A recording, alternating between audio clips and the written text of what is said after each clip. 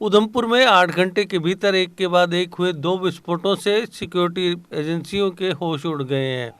हैरानी की बात तो यह है कि दोनों ही ब्लास्ट बस में हुए हैं और धमाके के वक्त दोनों में कोई भी यात्री मौजूद नहीं था।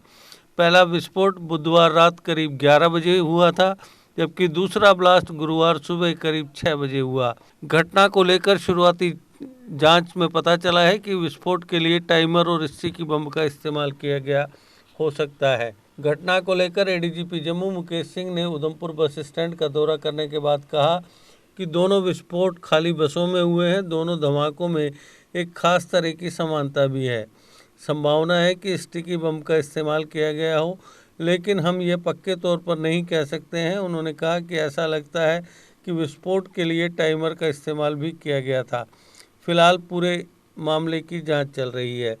सूत्रों के मुताबिक कुछ घंटों के अंतराल में शहर में 2 विस्फोट होने के बाद सिक्योरिटी एजेंसियों ने हाई अलर्ट घोषित कर दिया है। विस्फोट इतने भयानक था कि बस के परखच्चे उड़ गए। ये घटनाएं केंद्रीय गृह मंत्री अमित शाह के 4 अक्टूबर से शुरू होने वाले दौरे से कुछ दिन पहले हुई हैं। उन्हें 30 सितंबर को जम्मू कश्मीर के 3 दिवसीय यात्रा पर आना था और 1 अक्टूबर को राजौरी में और 2 अक्टूबर को बारामूला में पब्लिक मीटिंग्स करनी थी। हालांकि बाद में उनके यात्रा के कार्यक्रम में बदलाव किया गया। पहला विस्फोट 2 मील चौक पर एक पेट्रोल पंप के पास खड़ी एक बस में हुआ था, जिसमें 2 लोग घायल हुए थे। जिस बस में दूसरा धमाका हुआ वह उधमपुर जिले के बसंतगढ़ से आई थी और रात में बस स्टैंड पर रुकी थी। इसे सुबह बसंतगढ़ के लिए रवाना होना था। उधमपुर रियासी रेंज के डीआईजी सुलेमान चौधरी ने बताया कि विस्फोट से 2 से 3 बसों को नुकसान पहुंचा है। उन्होंने कहा कि विस्फोटकों की नेचर और अन्य चीज़ों की जांच की जा रही है। इसकी विस्तृत जांच की ज़रूरत है। पुलिस अधिकारी ने बताया कि घायलों से पूछताछ की गई है और घटना के आतंकवाद से जुड़े होने के पहलू को भी नकारा नहीं जा सकता है। पुलिस ने अलर्ट जारी किया है और लोगों से अपने व्हीकल्स का ध्यान रखने को कहा है, ताकि उनमें कुछ भी संदिग्ध होने पर वक्त पर इसकी जानकारी मिल पाए।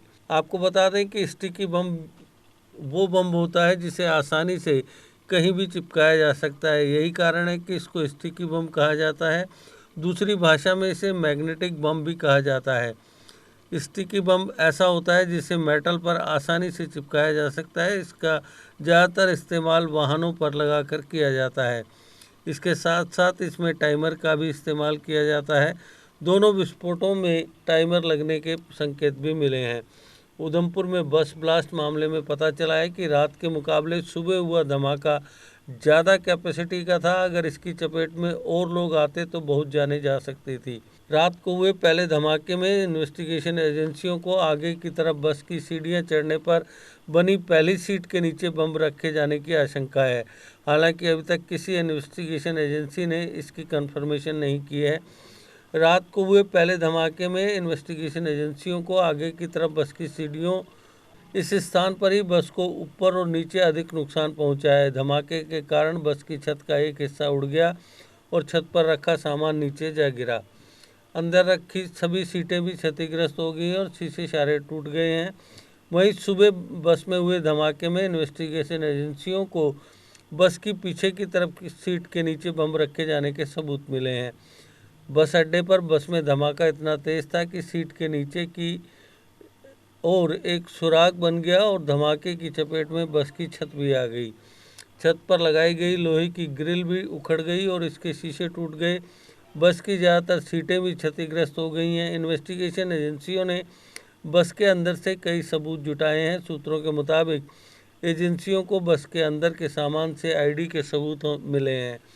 शाम के वक्त एनआईए की टीम ने भी बसों के अंदर अच्छी तरह से जांच की।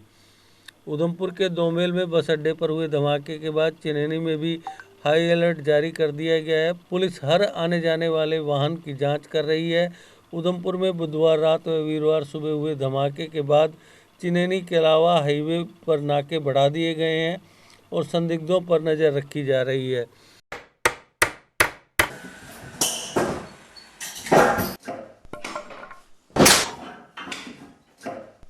क्या बात है मिस्त्री, बड़ा परेशान लग रहा है। क्या बताएं बाबूजी, कई कंपनियों के कील लाए पर सभी के सभी टेढ़े हो जा रहे हैं। इन कीलों ने तो परेशान कर दिया है। परेशानी दूर करनी है तो आर के इंडस्ट्रीज के स्ट्राइक ब्रांड के कील और कब्जे ही उपयोग करो, जो देते हैं मजबूती की गारंटी। तो चले फिर स्ट्राइक ब्रांड के कील लेने। बिल्कुल, चलो। स्ट्राइक ब्रांड लगाओगे तो मजबूती पाओगे और परेशानी को भी भगाओगे।